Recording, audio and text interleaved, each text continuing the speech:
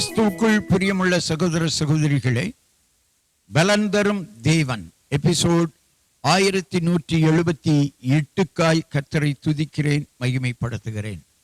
இந்த நாளிலும் சங்கீதம் 119 114 முதற் பகுதி சொல்லுகிறது, என் மறைவிடமும் என் கேடகமும் நீரே.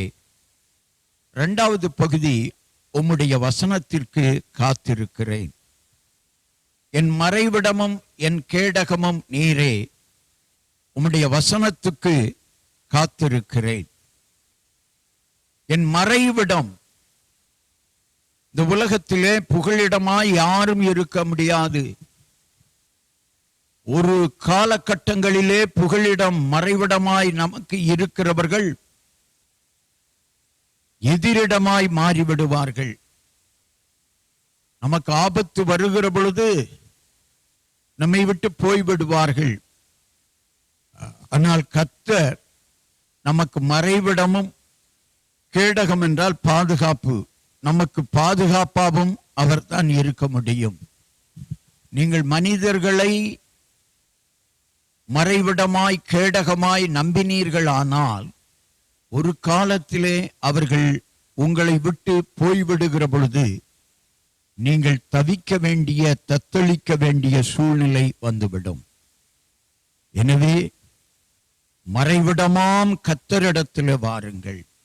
கர்த்தர் உங்களுக்கு மறைவிடமாய் இருந்து, கேடகமாய் இருந்து உங்களை பாதுகாப்பார். மனிதர்கள் உங்களை பாதுகாக்க முடியாது. ஏன் அரசாங்கம், காவல்துறை கூட பாதுகாக்க முடியாது. கர்த்தர் ஒருவர்தான் உங்களுக்கு கேடகமும் மறைவிடமுமாயிருந்து பாதுகாக்க முடியும். கண்களை மூடி ஜெபிக்கலாம். எங்களை நேசிக்கிற நல்ல தகப்பனே, இந்த உலகத்தில் வாழுகிற ஜனங்கள், எங்களுக்கு பாதுகாப்பு இல்லையே, எங்களுக்கு யார் கேடகமாய் இருப்பார்கள், பாதுகாப்பாய் இருப்பார்கள் என்று ஏங்கி தவிக்கிற ஜனங்களுக்கு ஆண்டவருடைய பதில், நான் உனக்கு மறைவிடமும் கேடகமாய் இருப்பேன் என்ற அருமையான ஹல்லேலூயா வார்த்தைகள் பதிலாக அமையட்டும் ஐயா, இயேசுவின் நாமத்தினாலே. ஹல்லேலூயா. கர்த்தர் மறைவிடமும் கேடகமுமாய் இருப்பதற்காக ஸ்தோத்திரம். பாதுகாப்பற்ற சூழ்நிலையில பாதுகாப்பை எதிர்நோக்கி வாழ்ந்து கொண்டிருக்கிற ஜனங்களுக்கு நீங்கள் மறைவிடமும் கேடகமுமாய் இருந்து வழிநடத்துங்கப்பா, வழிநடத்துங்க, வழிநடத்துங்க. உங்கள் மறைவிடம் தான் பாதுகாப்பு, உங்கள் கேடகம் தான் பாதுகாப்பு. Hallelujah. Glory, glory, glory, glory.